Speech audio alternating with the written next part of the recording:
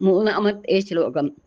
യത് ത്രൈലോക്യ മഹീയസോപി മഹിതം സമ്മോഹനം മോഹനാത്.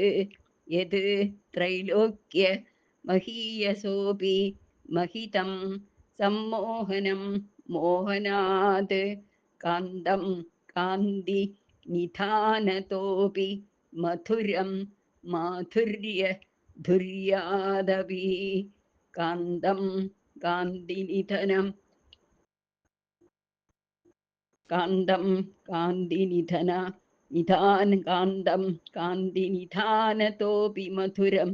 കാന്തം കാന്തിനിധാനതോപി മധുരം മാധുര്യധുര്യാദപി. സൗന്ദര്യോത്തരതോപി സുന്ദരതരം ത്വദ്രൂപം ആശ്ചര്യതോപ്യാശ്ചര്യം. ഭുവനേ ന കസ്യ കുതുകം ഉഷ്ണാദി വിഷ്ണോ വിഭോ.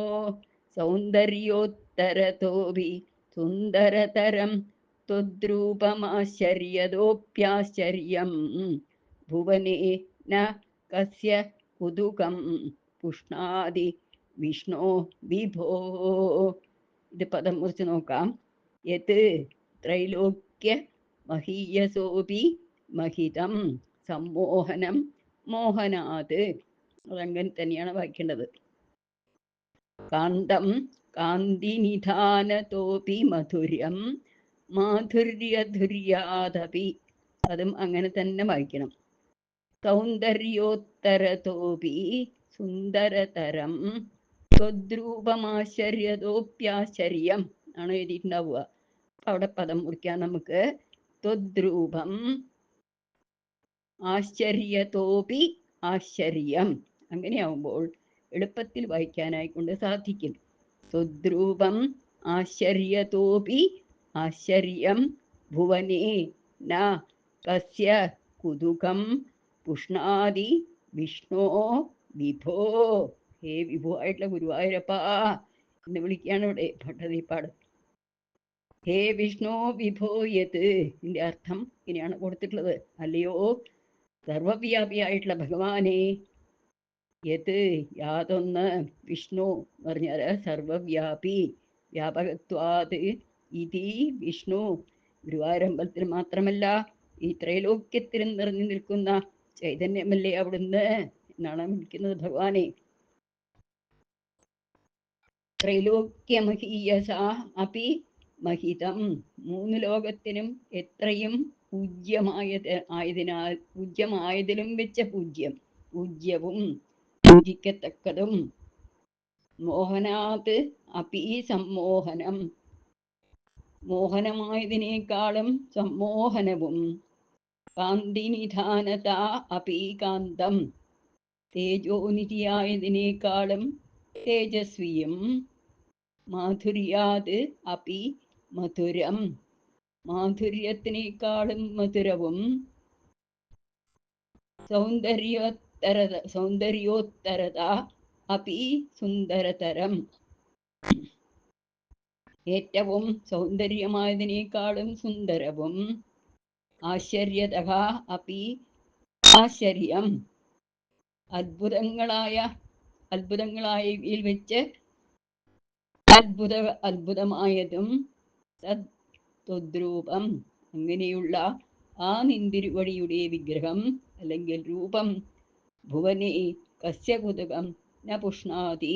ലോകത്തിൽ ആർക്കാണ് കൗതുകം കൈവളർത്തുന്നില്ല?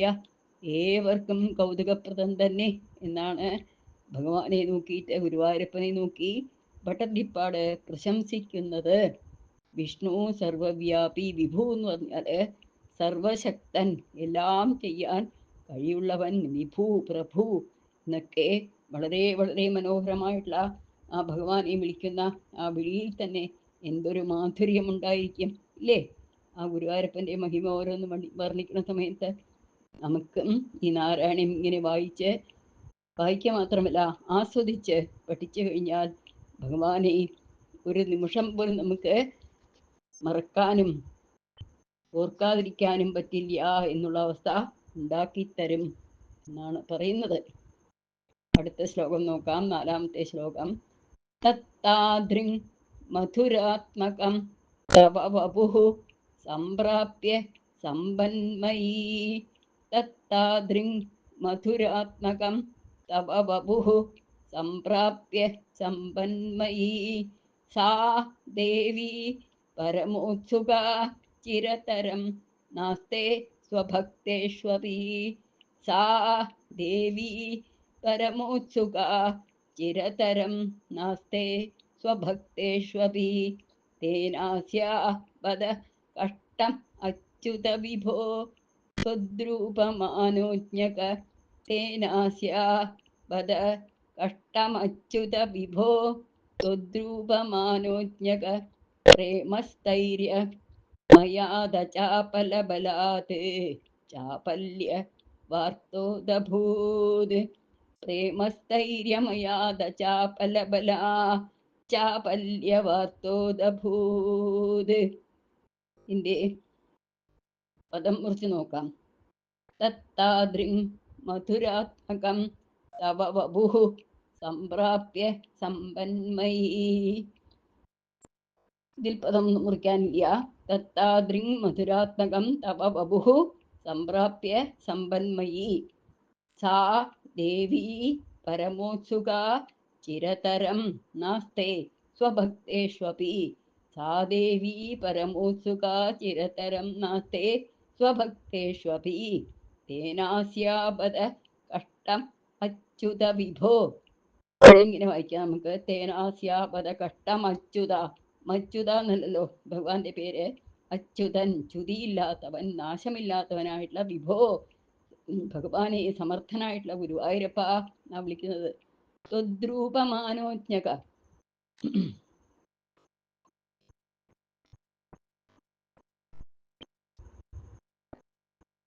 പ്രേമസ്ഥൈര്യ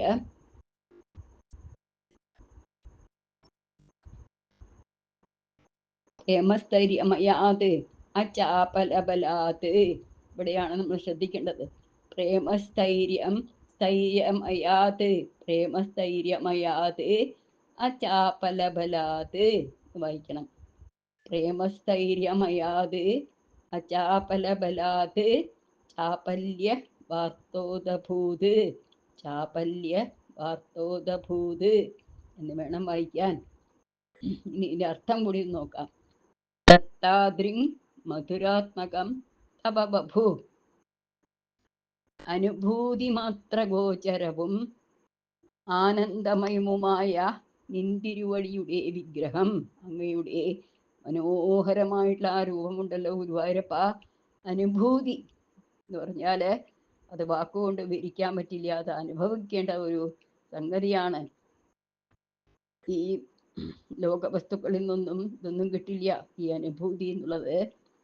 അപ്പോൾ അനുഭൂതിയെ തരുന്നതാണ്, ആനന്ദദായകമാണ് ഭഗവാന്റെ ആ ശരീരം. അങ്ങനെയുള്ള ശരീരത്തെ അങ്ങ് സംപ്രാപ്യ, അത് കൈവന്നത് കൊണ്ട്, അത് സ്വീകരിച്ചത് കൊണ്ട് സമ്പന്മയി സാ ദേവി, സമ്പത്തിന്റെ സ്വരൂപിണിയായ ആ ശ്രീദേവി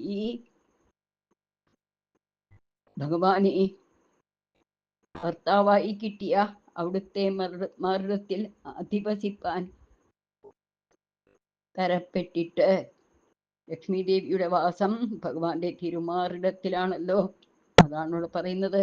സമ്പന്മയി, സമ്പത്തുക്കളുടെയും ഉടമയായ സ്വരൂപിണിയായ ആ ശ്രീദേവി പരമോത്സുക, അങ്ങയിൽ കൂടുതൽ അനുരക്തിയായിരിക്കുന്നു ഭഗവാനെ. സ്വഭക്തേഷു അപി, അതുകൊണ്ട് ആ ലക്ഷ്മി ദേവി ഉണ്ടല്ലോ, സ്വഭക്തന്മാരുടെ അടുത്ത് പോലും ചിരതരം ന ആസ്തേ, അധികം താമസിക്കാറില്ല എന്ന ആശ്ചര്യത്തോടു കൂടിയിട്ടാണ് പറയുന്നത്. ഹേ വിഭോ അച്യുത, ഹേ ഭഗവാനെ, സർവശക്തനായിട്ടുള്ള ഭഗവാനെ, ച്യുതി നാശമില്ലാത്ത ഭഗവാനെ, അച്യുത ഭഗവാനെ. തേന അസ്യ, അതുകൊണ്ട് ഇവൾക്ക് ത്വദ്രൂപമാനോജ്ഞക പ്രേമസ്ഥൈര്യമയാത്, നിന്തിരുവടിയുടെ രൂപലാവണ്യത്തിലുളവായ അനുരാഗത്തിന്റെ ഉറപ്പാകുന്ന ചാപല്യമില്ലായ്മയുടെ ശക്തി മൂലം അചാപലബലാത് ചപലയല്ലാത്തത് കൊണ്ട്, ചാപല്യമില്ലാത്തത് കൊണ്ടാണെങ്കിൽ പോലും ചാപല്യവാർത്ത ഉദഭൂത് പദകഷ്ടം, ചപലയാണെന്ന് ഒരപവാദം ഉയർന്നു വന്നു. നോക്കൂ ഭഗവാനെ, ഈ വൈരുദ്ധ്യം കഷ്ടമല്ലേ എന്നാണ് ഭഗവാനോട് ഭട്ടതിരിപ്പാട് നേരിട്ട് ചോദിക്കുന്നത്. അപ്പോൾ ഭട്ടതിരിപ്പാട് വാസ്തവത്തിൽ ലക്ഷ്മി ദേവിയെ ആ മാർഗത്തിൽ കണ്ടിട്ടുണ്ടാവും. അതുകൊണ്ടാണല്ലോ ഇത്രയും ഉറപ്പിച്ച് പറയുന്നത്. നമ്മൾക്കൊന്നും കാണാൻ പറ്റുന്നില്ല, കാരണം നമ്മുടെ മനസ്സ് ശുദ്ധമല്ലാത്തത് കൊണ്ട്. ഭട്ടതിരിയുടെ മനസ്സ് ശുദ്ധമായത് കൊണ്ട് ആ രൂപത്തെ നേരിട്ട് കാണാൻ സാധിക്കുന്നുണ്ടല്ലോ. എത്ര മഹാഭാഗ്യവാനായിരിക്കും അല്ലേ? ഇതുപോലുള്ള ഒരു അനുഭവം, ഒരു അനുഭൂതി ഗുരുവായൂരപ്പൻ നാരായണീയ പഠനത്തിലൂടെ നമുക്ക് ഓരോരുത്തർക്കും വരുത്തി തെരുമാറാകട്ടെ എന്ന് ഈ സന്ദർഭത്തിൽ നമുക്ക് ഓരോരുത്തർക്കും പ്രാർത്ഥിക്കാമല്ലോ, ഇല്ലേ? പ്രിയപ്പെട്ട കൂട്ടുകാരെ, ഭഗവാൻ നമ്മുടെ ഈ പ്രാർത്ഥനയെ കേട്ട് നമ്മളെ ഓരോരുത്തരെയും അനുഗ്രഹിക്കട്ടെ എന്ന് ഭഗവാനോട് ഞാനും മനസ്സുരുകി പറയുകയാണ്.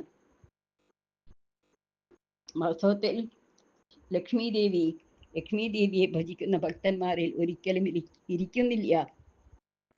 അതുകൊണ്ട് ആ ദേവിക്ക് ചപല എന്നുള്ള പേര് വന്നു. സ്ഥിരമില്ലാത്തവൾ എന്നുള്ള പേരാണോ ഒന്ന് ചേർന്നത്. എന്താ അങ്ങനെ വരാൻ കാരണം? സ്വഭക്തന്മാരെയല്ലേ അനുഗ്രഹിക്കേണ്ടത്. ലക്ഷ്മി ദേവി അനുഗ്രഹിക്കുന്നില്ല എന്നാണ് ഭട്ടതിരിപ്പാട് പറയുന്നത്. അപ്പോ അതിന് എന്തെങ്കിലും കാരണം ഉണ്ടാവുമല്ലോ. പറയുന്നു, അടുത്ത വരിയിൽ തന്നെ പറയുന്നു, എന്തുകൊണ്ടാണത്രേ അങ്ങനെ ആവാൻ കാരണം? അങ്ങയുടെ രൂപസൗന്ദര്യത്തിൽ ആ ലക്ഷ്മി ദേവി അങ്ങേയറ്റം ആകർഷിതയായി പോയി. അപ്പൊ ലക്ഷ്മി ദേവിയെ സൗന്ദര്യത്തിന്റെ ഉറവിടം എന്നാണ് പറയുക. സകല സൗന്ദര്യങ്ങളും ലോകത്തിലുള്ള എല്ലാ വസ്തുക്കളിൽ നിന്നും കുറേശ്ശെ എടുത്ത് സൗന്ദര്യ രൂപത്തെ ഉണ്ടാക്കി ബ്രഹ്മാവ്.